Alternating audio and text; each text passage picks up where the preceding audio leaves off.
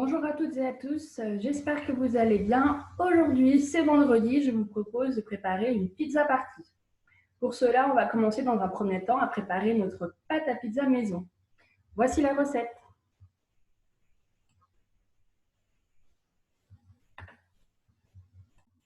Alors, commençons par le matériel dont on va avoir besoin. Alors, il nous faudra une balance pour peser les ingrédients, une cuve de batteur ou un saladier, le crochet qui va avec le batteur ou, si vous n'avez pas, vos mains. Ensuite, du film étirable. Et à la fin, il vous faudra le rouleau pour étaler la pâte. Alors, voici les ingrédients dont on a besoin. Alors, il nous faut 330 g de farine, 170 g d'eau. Alors, il ne faut pas en mettre plus. Si vous en mettez un petit peu moins, l'avantage, c'est qu'on peut en rajouter si nécessaire. Mais si vous en mettez trop, ça va être compliqué. Ensuite, 6 g de sel, 10 g de levure de boulanger fraîche ou 7 g de levure de boulanger déshydratée. C'est l'un ou l'autre. Ensuite, on peut aromatiser notre pâte à pizza. Donc, moi, j'ai choisi d'aromatiser avec un filet d'huile d'olive et des herbes de Provence. Après, vous pouvez mettre des épices comme du curry, du paprika, c'est comme vous souhaitez. Et ensuite, il nous faudra un peu de farine pour l'heure de l'étalage.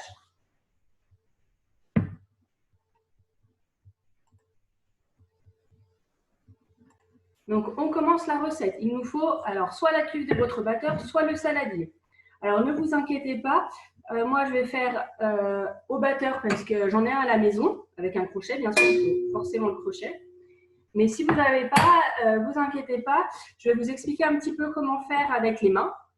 Et vous avez aussi dans l'explication du tuto, dans la publication du tuto, le lien qui vous montre comment pétrir une pâte. Après, je l'ai aussi expliqué dans la recette écrite que vous avez en accompagnement du tuto. D'accord? Donc, pour commencer, on va mettre la farine dans notre saladier. Alors, si vous faites à la maison avec les mains, le mieux, c'est de prendre un saladier qui est plus bas que la cuve du batteur. D'accord? Comme par exemple, ce type de saladier-là qui est plus bas et qui a une plus grande ouverture. Donc, j'ai mis ma farine. Hop. À la maison, si vous faites au batteur, vous mettez la farine. Comme ça, si vous faites à la main, vous faites un puits avec votre farine. D'accord? Donc, un puits, c'est un trou au milieu. Voilà, on fait un trou au milieu et on met la farine sur les côtés. D'accord? Donc, ensuite, on va mettre la levure. Donc, la levure, on la met d'un côté du saladier. Voilà, sur le bord du saladier. Je vais essayer de vous montrer. Voilà, moi, la levure, je l'ai mise là, tout en bas. Alors, je vais faire l'inverse. Elle est en haut, ma levure. Voilà. Et ensuite, le sel. Alors, le sel, on le met de l'autre côté de la levure. Si vous mettez le sel sur la levure, ça ralentit les effets de la levure, c'est-à-dire que la pâte sera moins poussée. Donc là, on met le sel d'un côté. Voilà. Donc après, à la maison, si vous faites à la main, au milieu de votre puits, vous allez verser l'eau. D'accord? Si vous faites au batteur comme moi, vous mettez l'eau directement dedans, peu importe où. Voilà. Donc après, on va aller mettre notre préparation dans le batteur pour ceux qui ont un batteur comme moi. Et après, je vous explique à la main comment on fait. Alors voilà, je vais aller placer ma pâte, enfin pas ma pâte parce qu'elle n'est pas encore mélangée, mais mon batteur avec mes ingrédients ici. Hop, ensuite, je prends le crochet et je le fixe. Voilà, je remonte ma cuve et je mets en vitesse 1.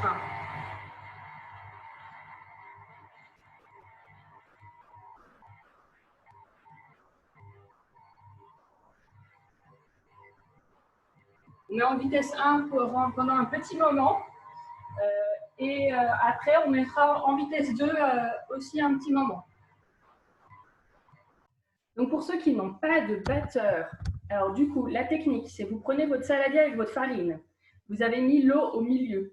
Donc, vous allez prendre votre saladier, je vais vous montrer comme ça. Donc là, vous avez fait votre puits. Vous allez prendre le bout de vos doigts, vous allez mettre au milieu dans l'eau et tout doucement, en faisant des ronds, vous allez incorporer la farine. D'accord? Donc tout doucement. Et après, plus vous incorporez farine en faisant des cercles plus grands. Donc vous continuez comme ça jusqu'à ce que vous ayez un mélange. Donc vous mélangez bien comme ça. D'accord? Une fois que votre mélange est prêt et fait, là vous allez voir le tuto pour pétrir. Donc je vous l'ai mis en vidéo et vous l'avez également écrit. Donc ne vous inquiétez pas, c'est assez simple de pétrir, d'accord? Donc je vais vous réexpliquer comment on fait.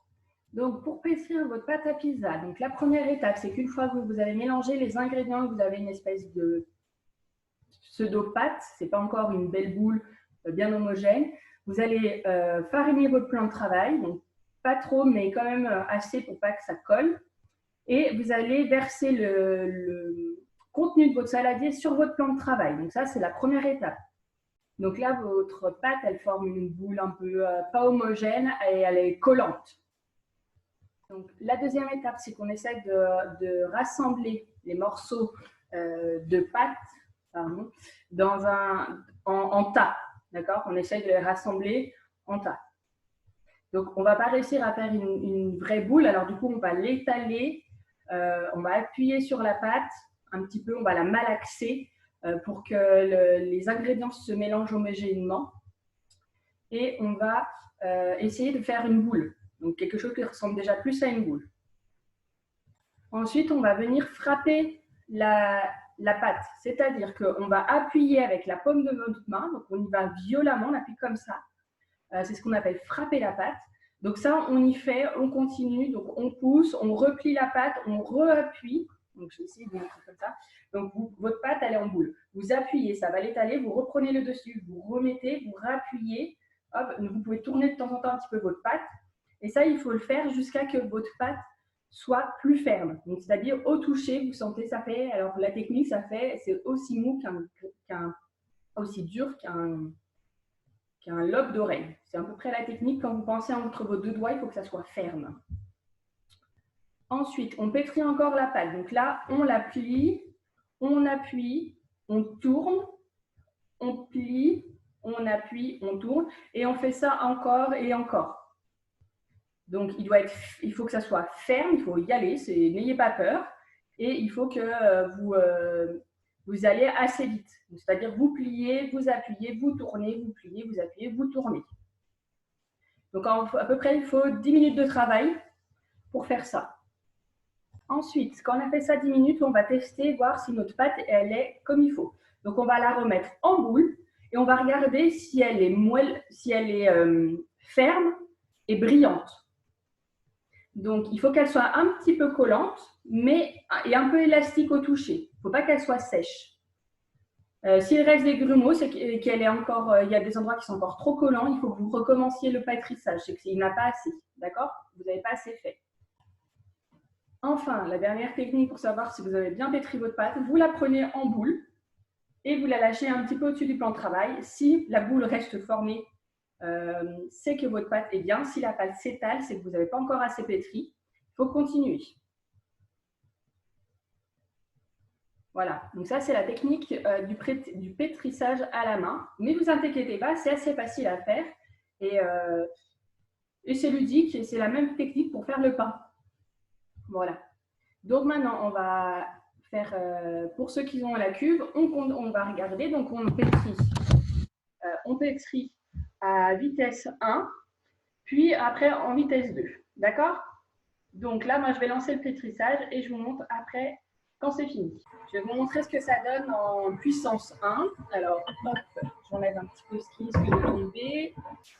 Tac. Voilà. Je ne sais pas si vous voyez. Donc là, mon batteur, il mélange ma pâte en vitesse 1.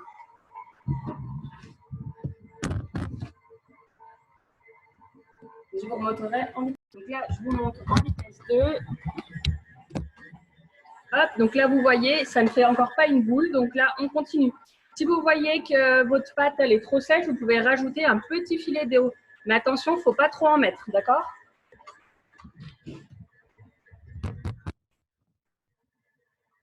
Donc là, ma pâte est en train de former une boule. Je vais vous montrer. Donc vous voyez, là, elle est en train de faire une petite boule. Hop.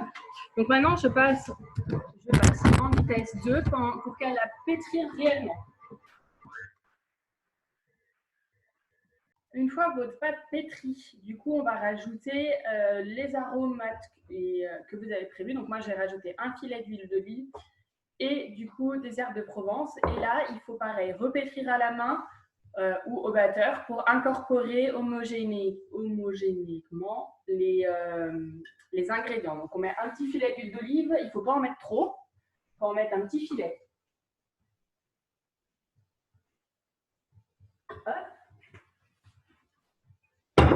Et les herbes de Provence. Donc après, les herbes de Provence, c'est à votre goût, hein, vous en mettez plus ou moins. Hop.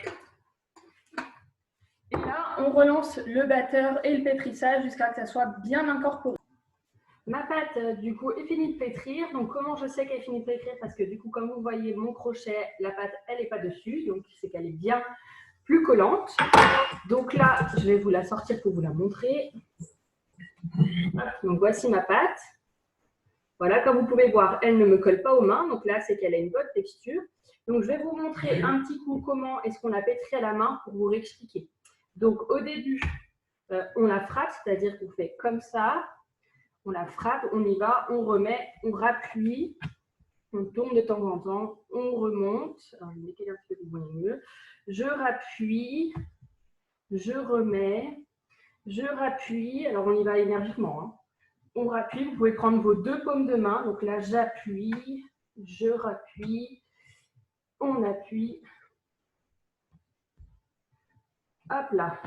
Et on continue. Donc, comme vous voyez, moi, ça ne colle pas. Vous, ça doit coller, donc vous mettez de la farine. Hein. Parce que moi, elle est déjà bien pétrie au batteur. Donc là, une fois que vous avez pétri un premier coup, vous étalez votre pâte, vous mettez votre huile, vos épices au milieu et vous remélangez. Vous pouvez un peu saupoudrer, ça permettra déjà de homogénéiser. Donc là, maintenant, on fait une boule avec notre pâte. Donc voilà, là, j'ai fait une boule avec ma pâte, comme vous pouvez voir. Je vais la mettre au réfrigérateur ou si vous... Alors moi, j'ai fait le matin pour le soir. Donc je vais la mettre au frigo. Mais vous, si vous l'avez fait dans l'après-midi pour le soir, vous la laisserez à température ambiante. Donc, pour pas qu'elle colle au fond de notre saladier ou de notre cube, on met un petit peu de farine ou sous poudre. Alors, pas trop, hein, c'est juste pour pas qu'elle colle. Là, on prend notre pâte. Voilà, on peut lui en remettre dessous. Et on la pose au fond de notre cube, d'accord? Ensuite, alors je vais juste ranger ça. Hop. On essuie les mains. Donc là, on prend notre film alimentaire et on va couvrir notre cube. Hop.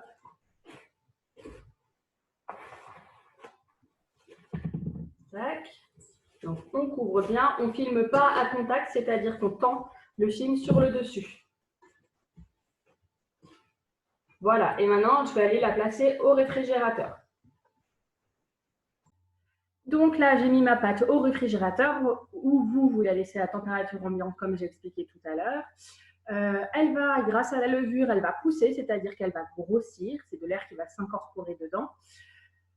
Du coup, une fois qu'elle sera bien gonflée, on va l'étaler. Donc, il faut fariner son plan de travail.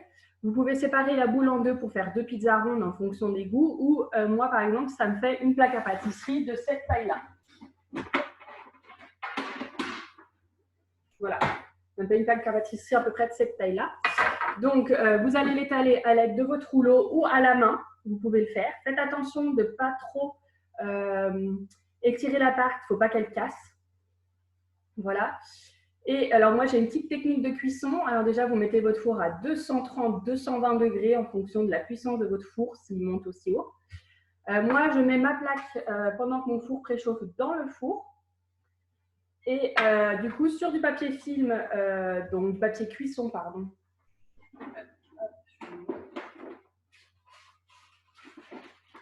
Donc, sur un papier cuisson, comme celui-là, voilà, le papier cuisson, je vais poser ma pâte. Vous pouvez lui faire un petit rebord, comme ça évite si vous mettez de la sauce tomate ou de la crème que ça coule. Ensuite, vous mettez tous les ingrédients que vous voulez dessus.